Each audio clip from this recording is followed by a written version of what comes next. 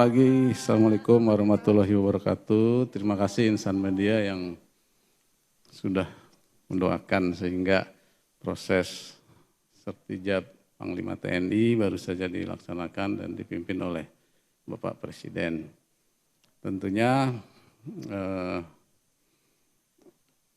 saya mohon doa restu, mudah-mudahan saya bisa melaksanakan tugas dan jabatan ini dengan amanah, bisa melaksanakan tugas tentunya untuk bangsa dan negara. Mungkin saya juga akan melanjutkan program-program Panglima TNI yang lalu dan sesuai visi misi waktu saya pin and proper test. Jadi ada visi dan misi saya adalah TNI yang prima. Prima yaitu profesional, responsif, integratif, modern dan adaptif. Yang perlu digarisbawahi adalah profesional tentunya harus well trained, ya, dilatih dengan baik, kemudian well equipped, diperlengkapi dengan baik, dan tentunya well paid. Jadi tunjangannya harus dinaikkan. Nanti secara button up saya akan mengajukan kepada Kemhan dan Kemhan sudah ACC untuk tunjangan uang lauk pauk yang pasukan yang melaksanakan tugas operasi sehingga tidak terlalu jomplang dengan instansi lain. Kemudian juga untuk profesional well equip, saya akan menggandeng Inhan yang ada di Indonesia untuk perlengkapan yang digunakan secara perorangan ataupun satuan seperti senjata, drone, dan juga kita akan mereorganisasi satuan-satuan drone, kemudian satuan cyber disesuaikan dengan perkembangan lingkungan strategis yang sekarang sedang terjadi. Jadi TNI akan mengikuti Bang Listra yang terjadi di dunia ini sehingga kita tidak terlalu tertinggal oleh negara-negara lain. Dan alhamdulillah dengan menggunakan senjata yang dibuat oleh Pindad, ARM di Thailand yang sedang berlangsung dan kemarin sudah berlangsung, alhamdulillah personil TNI bisa meraih juara 1, ya, ARM di Thailand. Ini biasanya ARM itu di negara-negara ASEAN secara bergantian dan tahun ini di ARM. Itu semuanya menggunakan alutsista buatan dalam negeri. Jadi kita harus berbangga produk dalam negeri. Demikian juga untuk drone nanti kita akan menggandeng PT LAN, ya. Demikian. Kemudian mungkin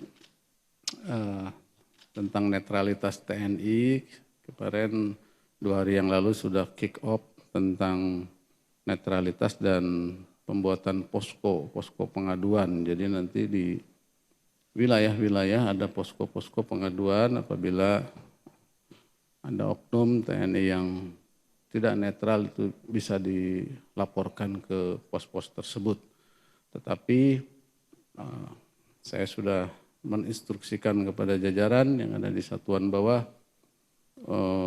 untuk memberikan penyuluhan, ya, tentang netralitas TNI yang sudah tertuang dalam Undang-Undang Nomor 34 Tahun 2004, di mana di situ prajurit tidak boleh berpolitik praktis. Kemudian ada juga Undang-Undang tentang Pemilu Nomor 7 Tahun 2017, apabila ada oknum TNI masih organik melakukan politik praktis akan ada tindakan pidana ataupun teguran dari pimpinannya.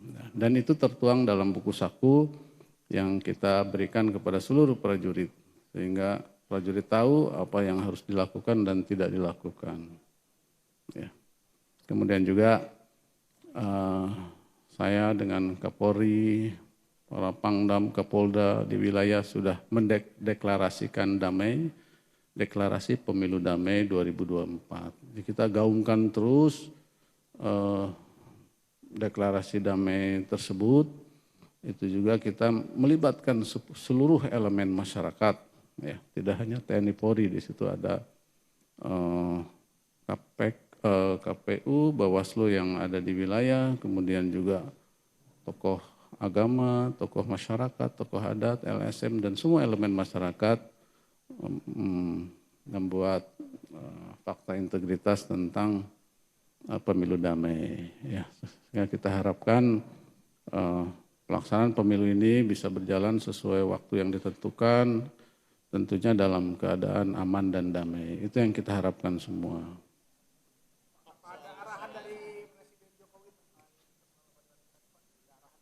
Ya ada. Jadi setelah waktu itu saya menghadap beliau, arahnya itu melaksanakan tugas pokok, berkolaborasi dengan Polri dan seluruh elemen masyarakat, ya, tentang penanganan Papua, tentang bencana alam yang sering terjadi di sini. Jadi kita selalu berkolaborasi dengan kementerian terkait, ya. Itu yang disampaikan oleh Bapak Presiden.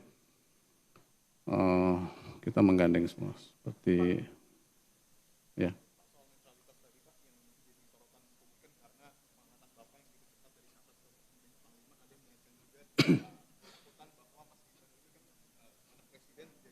Ya.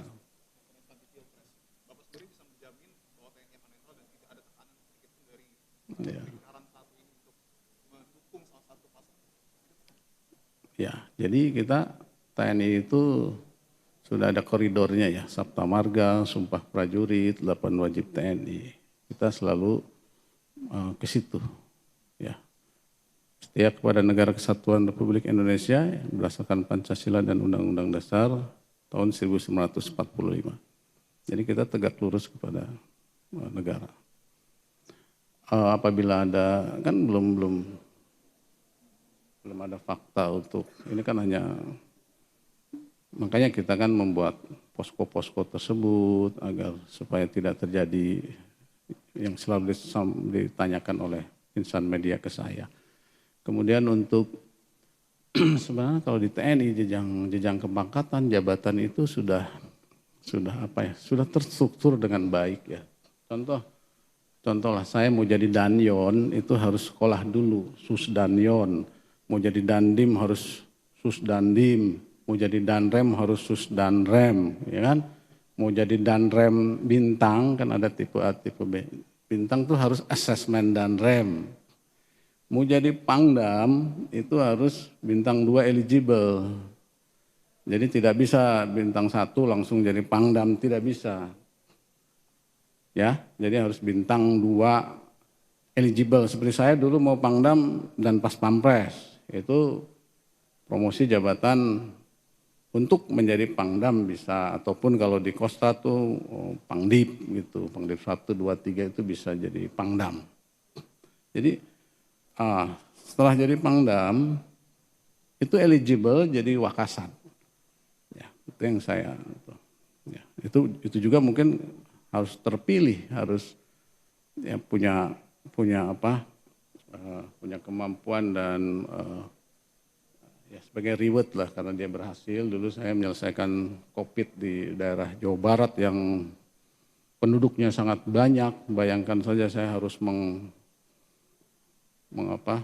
menyuntik masyarakat yang ada di pegunungan, harus pakai motor, kemudian daerah mana Kerawang ada pulau pakai. Jadi jenjang kepangkatannya seperti itu.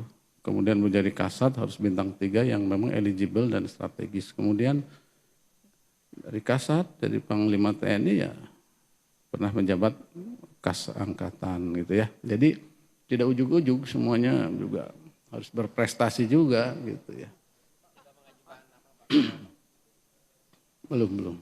Kita lihat aja bintang 3 yang eligible. Netralitas TNI tadi, Pak Komisi 1 DPR kan sudah membentuk panja netralitas TNI, ya Pak. Ya. Ya, sebenarnya kan tujuannya panja, dan seperti yang saya buat posko, buat deklarasi damai pemilu itu kan tujuannya sebenarnya agar pemilu ini dilaksanakan sesuai waktu yang ditentukan, ya kan, berjalan dengan damai, aman. Sebenarnya tujuannya semua ke sana, ya. Jadi memang begini, rekan-rekan. Jadi Indonesia ini kan terdiri dari kepulauan nih. Dulu waktu kemarin udah saya jelasin tuh di DPR. Dulu pengantaran COVID itu serum vaksin itu kalau itu kepulauan harus menggunakan kapal laut atau kapal kecil gitu. Jadi, nah itu kita TNI membantu ya. Dulu tuh Kemenkes kita diperbantukan. Akhirnya lama-lama kita jadi pelaksana vaksin. Sama ini juga seperti itu. Karena logistik pemilu ini kan harus disebar. Kalau data dari Bawaslu itu ada 820.000 lebih TPS. Bayangkan saja. Kalau mungkin di kota besar tidak ada masalah. Tetapi kalau di pulau-pulau yang terkecil itu kan harus sesuai waktu. Sedangkan medannya ke sana menggunakan kapal kecil, tongkang itu dan sebagainya ya. Dan sekarang kita lihat musim hujan pasti juga laut cuacanya kurang bagus, udara juga sekarang jam 10-12 sudah mendung. Jadi nah seperti itu TNI akan membantu ya melaksanakan sehingga tadi itu pelaksanaan pemilu bisa berjalan aman sesuai dengan waktu yang sudah ditentukan oleh pemerintah. Ya. Ya, jadi memang sesuai. Jadi Papua ini memang punya karakteristik sendiri wilayahnya. Dia punya kearifan lokal, tradisinya juga. Nah kita tidak bisa langsung. Kita harus ngerti kalau ke sana itu harus ngerti kearifan lokal, tradisinya seperti apa. Saya sudah sampaikan bahwa kita akan menggunakan kekuatan smart power. Ya, smart power itu terdiri dari soft power. Soft power akan mengedepankan intelijen dan teritorial. Soft power. Ya. Apa tujuannya? Tujuannya untuk membantu percepatan pembangunan di wilayah tersebut. Ya. Misalnya buat jalan, buat jembatan, buat puskesmas, buat fasilitas umum. Bahkan sampai sekarang itu ada prajurit TNI yang mengajar di situ. Mengajar, ada yang kesehatan tuh sampai bawa ini jalan ke hutan, nyuntik, jadi KBKes gitu ya dan sebagainya. Kemudian juga stunting, kita ikut di situ. Ya, jadi hard power juga digunakan karena mereka kombatan itu bersenjata, jadi harus lawannya ya senjata. Tetapi tadi saya bilang kita kedepankan dulu soft power. Ya, kalau dia ya kita tahu kalau operasi gerilya itu ada 3 front ya, front bersenjata, front politik diplomatik, front clandestin.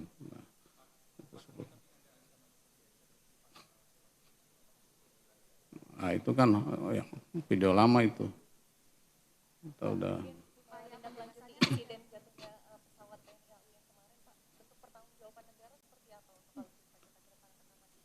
Ya memang jadi kita evaluasi. Ya. Jadi di TNI itu ada setiap kegiatan ada evaluasi. Organisasi yang dibuat ada evaluasi per 2 tahun. Demikian juga alutsista itu ada evaluasi. Dievaluasi kemudian apakah ini sudah masih layak terbang atau masih bisa diharwat gitu ya. Jadi kita selalu ada evaluasi. Sedang kita evaluasi semua, makanya tadi bilang well equipped ya. Well equipped sesuai dengan visi misi saya. Oke? Filosofi tadi itu Pak, apakah Pak Teddy nanti akan ya, insya Allah. dialog dengan Ya. pemerintah New Zealand Pak? Dengan sebelumnya kan ya itu. menolak ada TNI menolak bantuan dari dialog untuk Jadi untuk menghadapi Papua ya tadi itu kita akan mengedepankan politik diplomatik militer antar wilayah yang ada di perairan Irian itu. Ya, kita akan perketat, kita akan buat semacam MOU agar terjadi agar ada hubungan diplomatik, mungkin latihan bersama atau tukaran pelajar dan sebagainya, itu untuk mempererat hubungan yang baik dengan negara-negara tetangga, khususnya di wilayah mungkin sana ya, wilayah Papua. Ya, strateginya akan pendekatan diplomasi. Makanya tadi itu saya akan mengedepankan operasi intelijen dan teritorial, tentunya diplomasi. Minta sudah, dan mohon doanya supaya bisa segera selesai dan tawanannya bisa segera kembali ke negaranya. Mohon doa restu semua masyarakat. Makasih. Assalamualaikum warahmatullahi wabarakatuh. Ayo.